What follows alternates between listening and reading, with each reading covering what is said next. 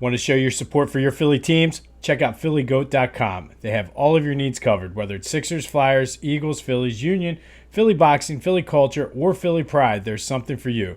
Tees, hoodies, hats, any color you want, any size you want, including kids. Go to PhillyGoat.com. Use the promo code Jim Montgomery for 10% off your order. That's PhillyGoat.com. Be sure it has the authentic goat on the sleeve, and use that promo code Jim Montgomery for 10% off of your order.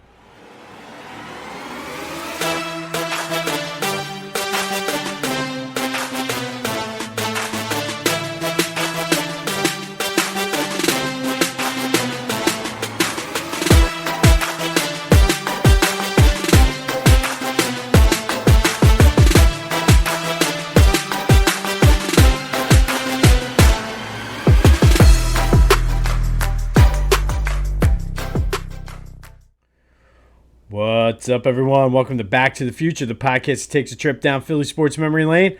I'm your host, Jim Montgomery. Welcome to another great episode. Thank you so much for joining. And we're close. We're ever so slightly inching closer and closer and closer to the start of football season. It's been beautiful this week. It has not been humid. Been able to watch TV out on the back porch without sweating.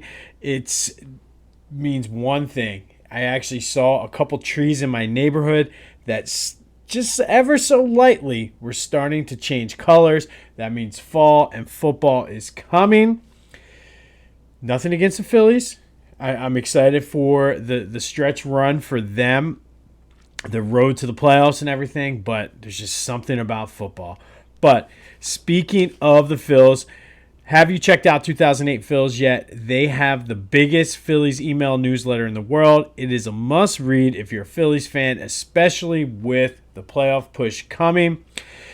They are offering for a limited time a 75% off discount of a subscription for Back to the Future listeners. Wherever you're watching or listening to this, check out the link in the description.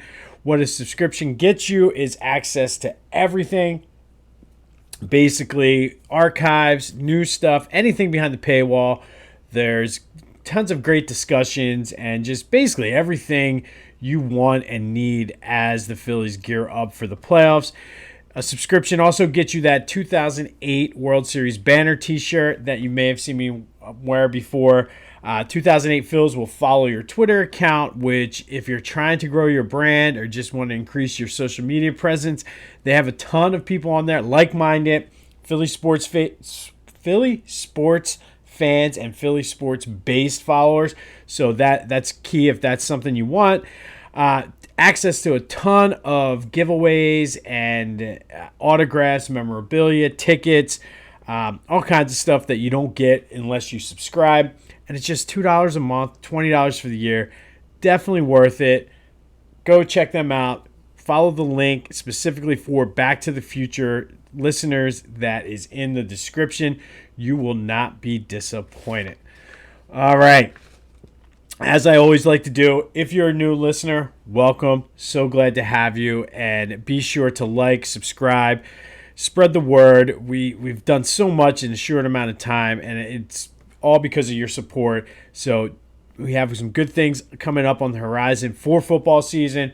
So be sure, spread the word, help us grow, help the algorithm out. I'm still not really sure how it works, but for those of you who don't know, I do have a daily podcast, This Day in Philly Sports History, where it is exactly what it says. We take a look at that particular day in Philly sports history. Also take basically go into the state of Philly sports. We've been following the Sixers. We've been following the Phillies, Eagles training camp, those kinds of things. And I've been doing a lot of just special things each month. Like last month, we did the Philly Sports Most Lovable Loser tournament. This month, getting ready for Eagles training or Eagles season, we've been doing 31 questions in 31 days about the 2023 Eagles. So be sure to check that out. But back to the algorithm, I don't know what happened. I started putting the videos, like just short clips on TikTok, and then all of a sudden like quadrupled my reach with that. I don't know what's going on, but be sure to like and subscribe and help that algorithm out.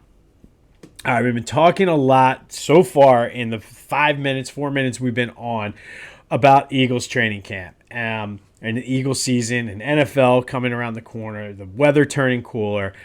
And this week is a benchmark week in that the preseason starts for the NFL. The Hall of Fame game is this week, which also means the Hall of Fame induction class is happening.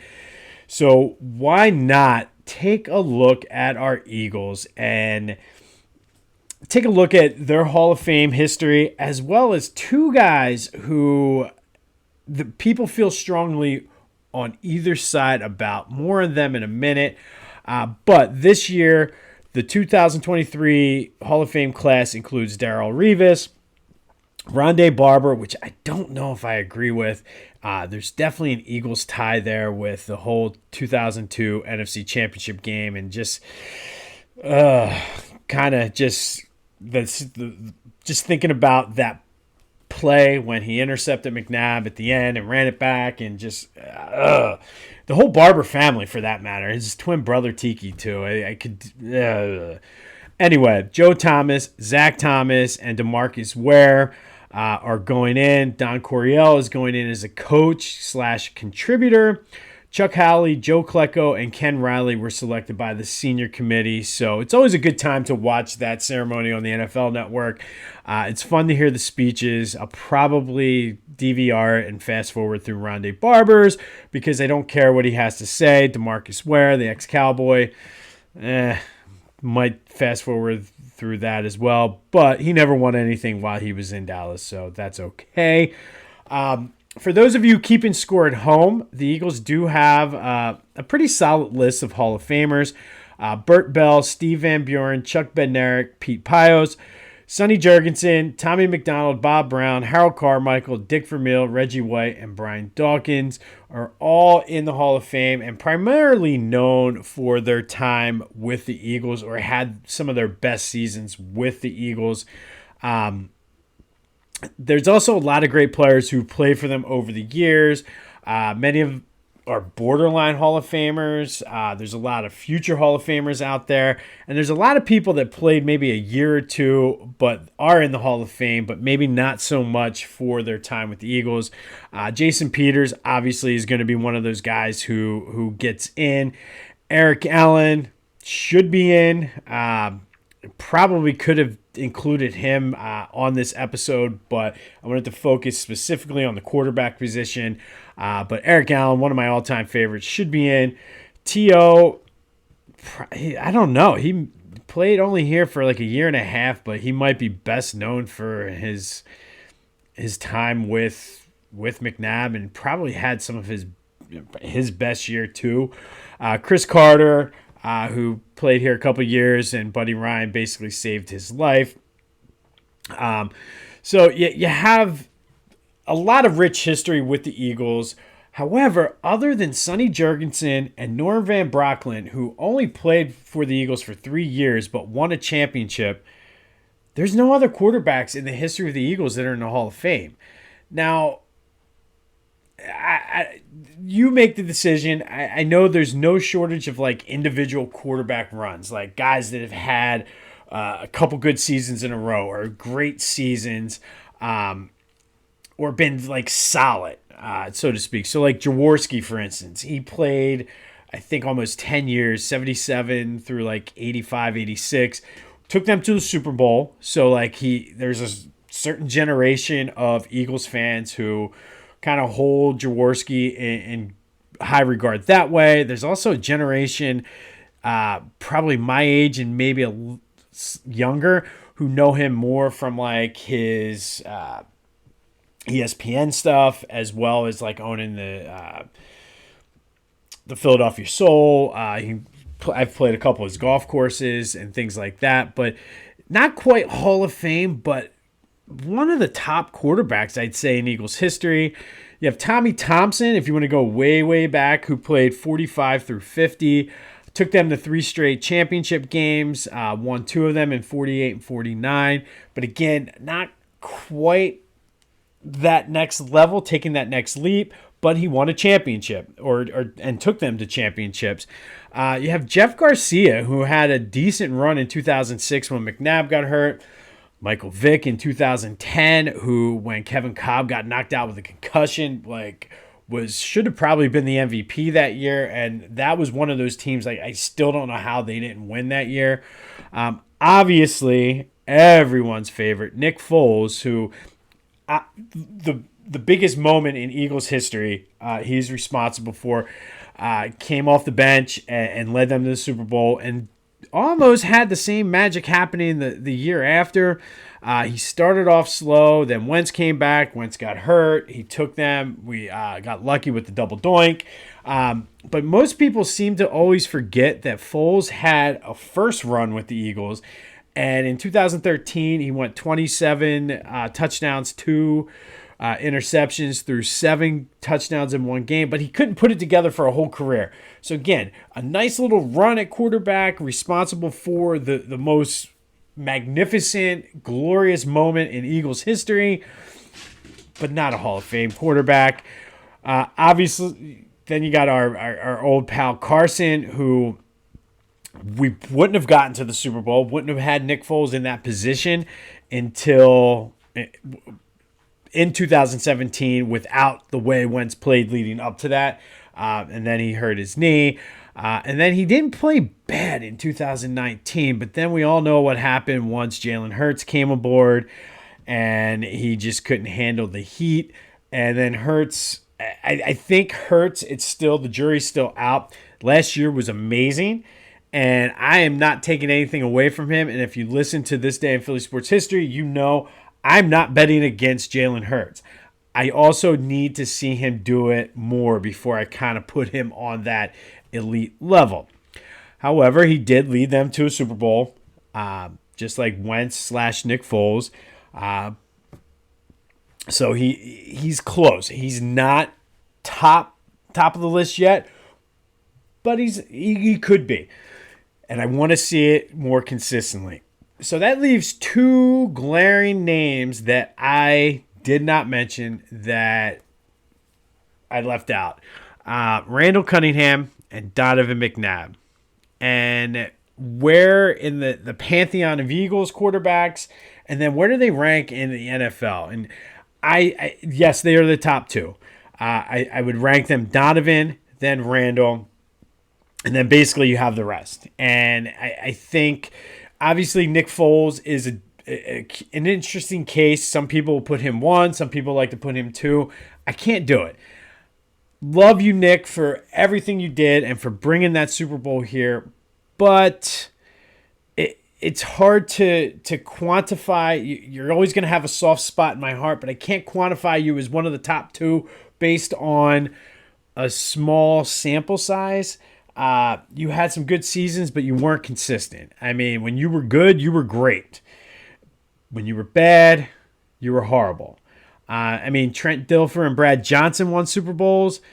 Obviously, Foles is better than both of them. That's not what I'm saying, so don't go there.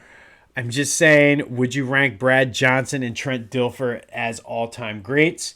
No. And I cannot put Foles over Randall or Donovan. For that magical run, yeah, I'll put Foles number 1. That was the best. How many games did he end up playing? 5, I think. 4 or 5 games in 2017 to lead to the Super Bowl. My favorite 5-game stretch or whatever it was in Eagles history. Doesn't make him top 1 or 2. I know a lot of people want to put Hurts up there, but like I said, I need to see it more consistently. I'm not putting Foles on the same level as Trent Dilfer and Brad Johnson. Obviously, I'm putting him way higher than that. But you need to do it over time. And he would have a great year and then fall off. And I think that's sort of where he is. And Hurts, I think, will get there. We just need to wait for him to get there. He needs to sustain it. I do feel he's going to be number 1. I do feel he's going to sustain it when it's all said and done. Like I mentioned, on This Day in Philly Sports History, if anybody is going to break the whole Super Bowl hangover thing where, oh, well, nobody's lost it and come back and won it in the past 50 years except for Tom Brady. I'm willing to put Hurts and not bet against him on that same level. I'm not saying he's going to be the greatest of all time like Tom Brady.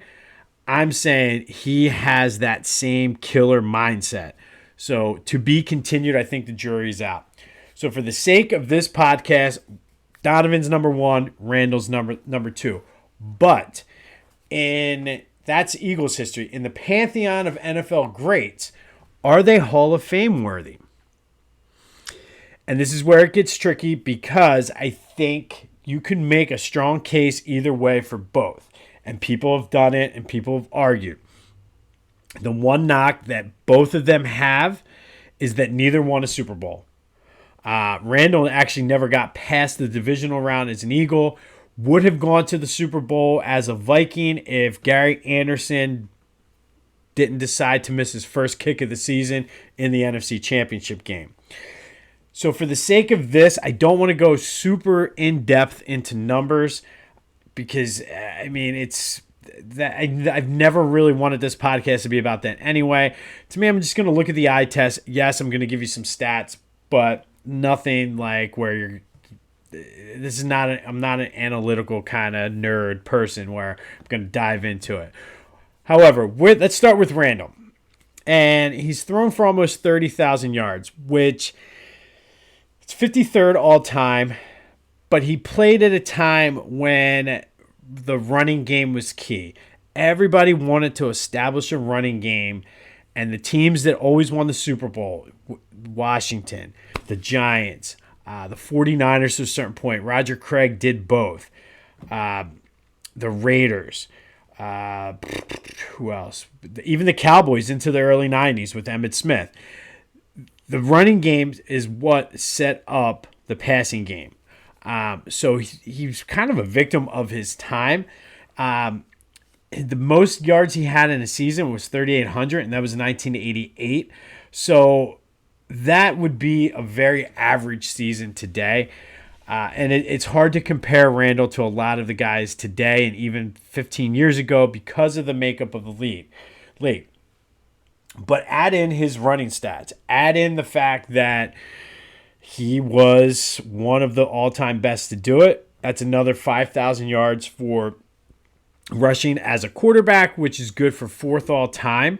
His best season came in 1990 when he had 942, which was the second most of all time. At that time, I think a few people have passed that now. I know Lamar Jackson for one.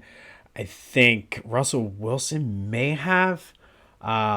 Michael Vick did, I'm pretty sure. So there's a couple quarterbacks that have passed that and gone over for 1,000 yards. But Randall was sort of the first dual threat. So when he did that, he broke. Bobby Douglas was the old quarterback for the Bears, who was sort of the first running quarterback, but he wasn't that good at throwing the ball. He didn't have a good arm. Randall could do it all. And one of the things that also held Randall back was he was one of the most sacked quarterbacks of his time and of all time. Like 3 of the top 15 most sacked seasons belonged to Randall. And I don't know why there was just never an emphasis on the offensive line during that time. Buddy was all about the defense, but that offensive line was just terrible, which also led to him not having a running game. And his numbers, think about what his numbers would have been if he wasn't running for his life, if he had time to throw. So he had a great arm and was one of the best quarterbacks at the time, but he was constantly running for his life because there was no offensive line. There was no running backs. And I mentioned Buddy Ryan, but Buddy Ryan played a big role in that because he didn't care about the offense. His philosophy was, I need Randall to go out and make 5 plays, and our defense will take care of the rest. And a lot of times that worked. But like there were times where I remember the one game, I forget what year it was now. It might have been 89, 90, whatever it was. But the Eagles had like a 28-7 lead or 28-14 lead midway through the third quarter against the 49ers. And Joe Montana came down and they ended up beating them 38-28. So I guess it was 28-14 maybe they were up. And part of it was because there was no running game. They didn't have the offensive line. I mean, they tried to get running backs in there, but imagine that. Imagine if Randall had the time to kind of mix it up and he could do play action. Nobody ever bought their play action because they knew nobody was going to run the ball. Keith Byers had like bad knees when he was drafted. And Anthony Toney wasn't that good. Heath Sherman, they had all these guys who weren't the answer and then maybe could have been, but they didn't have an offensive line, and just go out and do your thing, Randall. And look what happened when Randall eventually did get a coach in Minnesota. He was able to be spectacular. Imagine if, and I know this is very unpopular or it might trigger some people, so here's a trigger warning. Imagine if Rich Kotite had been Randall's offensive coordinator 3 years before he was. Because he almost won the MVP the year he was Randall's offensive coordinator in 1990. Had one of his best seasons ever. I don't know. You tell me. So we talked a little bit last week about Buddy Ryan being overrated. This is one of those times he was overrated as a coach. Just give a half a damn about the offense, and Randall probably is top 10, top 15 quarterback of all time. All right. So now let's talk about Donovan. Good old number 5. He came in, and the league was still different than what it is today when he came in, but it was even more different than what it was for Randall. So Donovan had 37,000 yards roughly, which is more than Troy Aikman, Terry Bradshaw, and Jim Kelly, who are in the Hall of Fame. Donovan McNabb has 98 wins, which are more than Ken Stabler and Steve Young, who are in the Hall of Fame. 234 touchdowns. That's more than Joe Namath and Kurt Warner, who are in the Hall of Fame. He is currently 10th all-time among quarterback rushing yards. He's been to the 5 NFC Championship game, 5 division titles. And you want to talk about how Buddy Ryan didn't help Randall out? Early in his career, Donovan was thrown to like Torrance Small, Charles Johnson, Todd Pinkston, James Thrash, guys like that. So he was still putting up Pro Bowl numbers. And he had a great deep ball. And I know there's a lot of you out there that are going to say, oh, McNabb, throwing the worm ball. I don't know what happened to him or what went through his mind. But if he was throwing like a 5-yard pass, 8-yard pass, somehow it was going at the guy's feet. No idea why. But then you look at I guess it was a Monday Night Football game, the game down in Dallas when he scrambled for like 15 seconds or something ridiculous, threw the ball on a dime to Fred X. Like, his deep ball was up there with the best of them. And Randall had like a nice fluid deep ball motion. Donovan was way more accurate on the deep ball. He couldn't hit a 5-yard screen pass to save his life. Like a bubble screen. I don't know how many times I've seen the bubble screen where the ball's 2 feet in front of him or down at the running back's feet or whatever. He was just horrible at short passes. But, I mean, look at his numbers. And say what you want about him and say what you want about what happened in the Super Bowl. Look at that season. When T.O. came in, how great was McNabb and how great was that offense? I think what happened so much with that 2004 team, and I talked about it again last week when we talked about the 93 Phillies, we get so much on the 2004 Eagles for choking. What I think is lost is when they were playing, when they were actually trying, they were 13-1. They lost those last 2 games because Andy Reid benched everybody to rest. And that, I think T.O. getting hurt sort of played a role into that, and he got a little gun shy and didn't want people to get hurt. But people forget that that team was amazing. They were such a good team. And they lost to arguably one of the best Patriots teams that Tom Brady had. I mean, you take away the undefeated team that Eli Manning beat, that might have been one of the Patriots' best teams because they actually had a solid running back. They had a good defense. They actually had some decent receivers at that time. I mean, I forget. I can't think of the guy's name because I'm trying to purposely block it out. But the running back or the wide receiver that year won the MVP of that Super Bowl.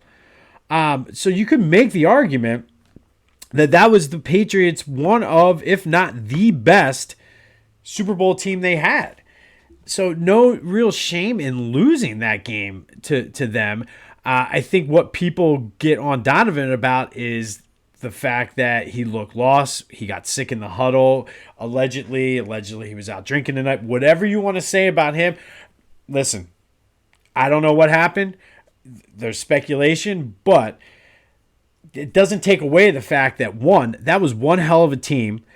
And yeah, T.O. was a great receiver that made Donovan that much better. But Donovan was making guys like James Thrash, Todd Stinkston,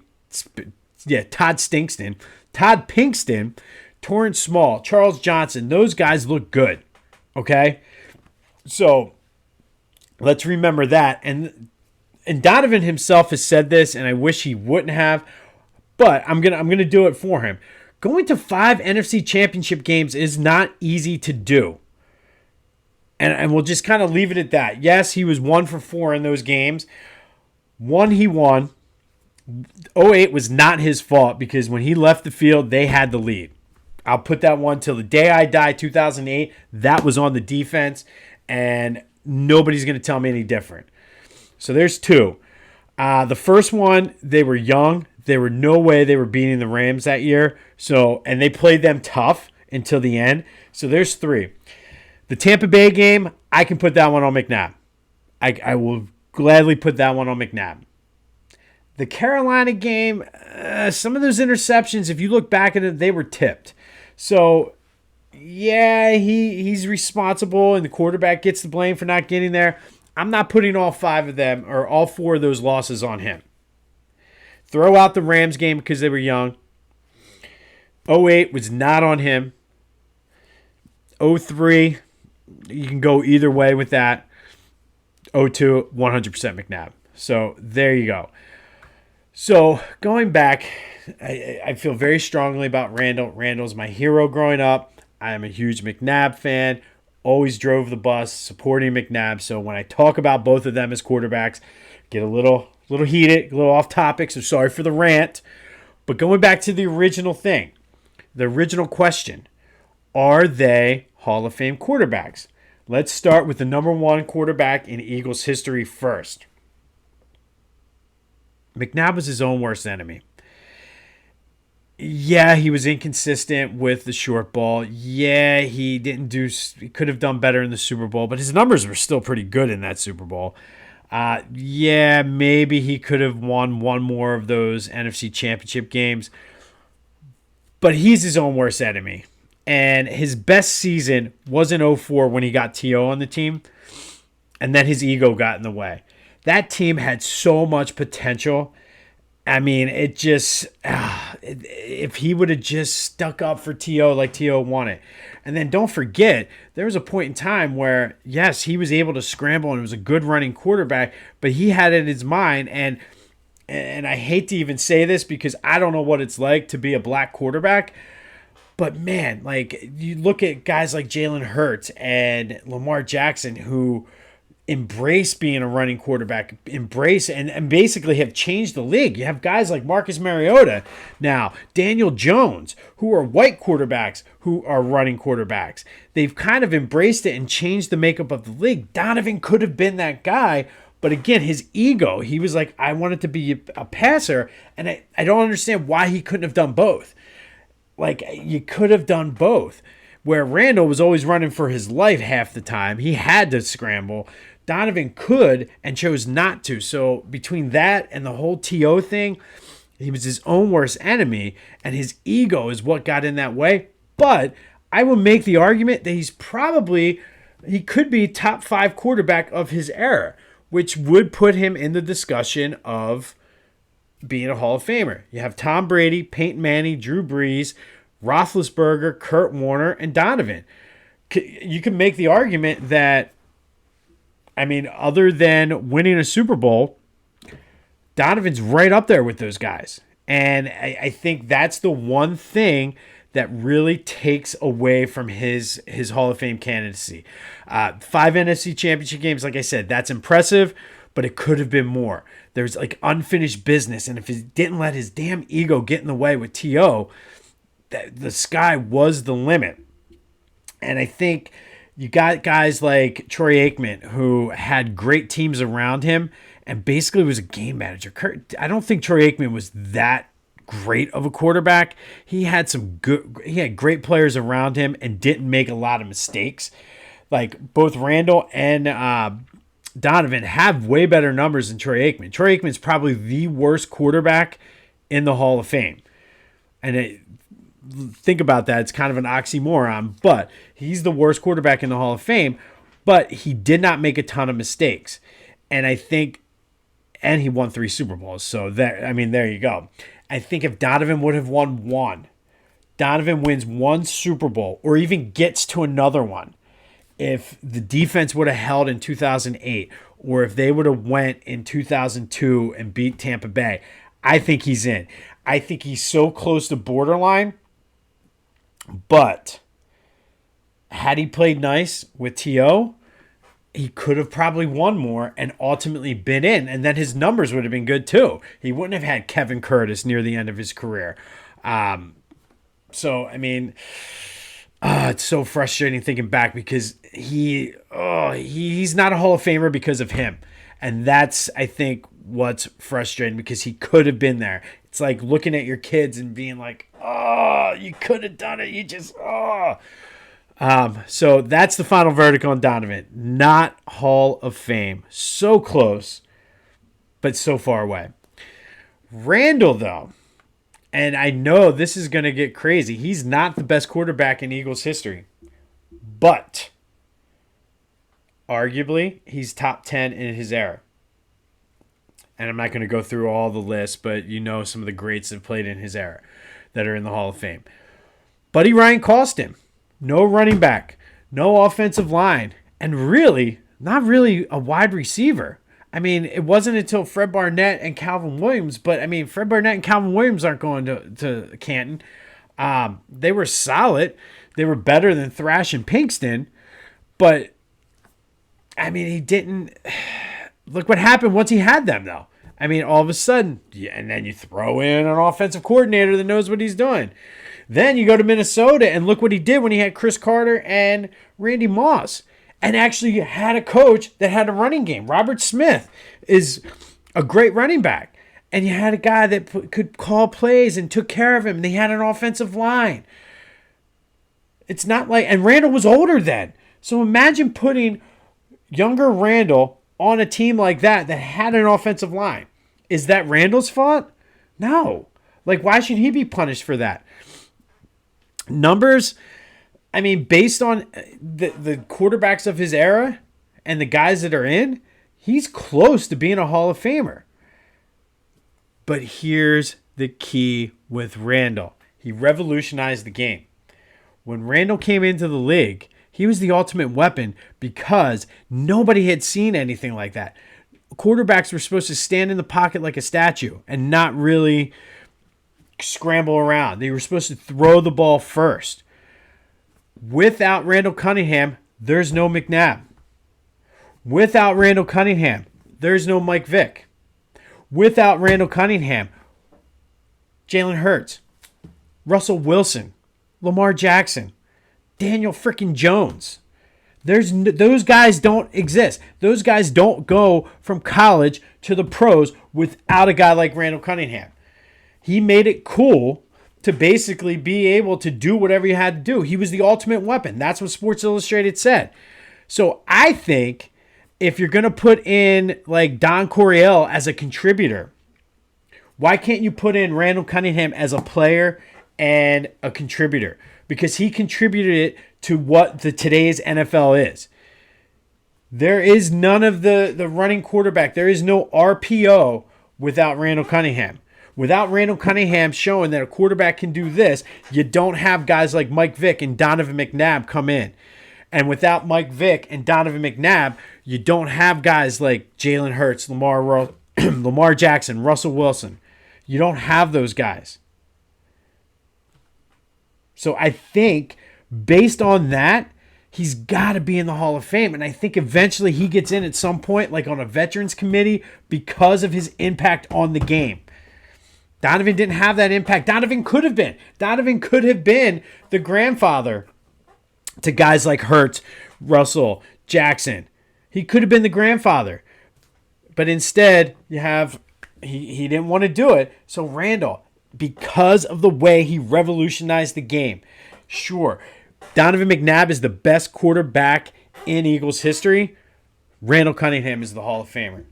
And I think you have to look at the whole picture and look at what happened. If Buddy Ryan gave half a damn about the offense, Randall Cunningham is a top 10 quarterback of all time.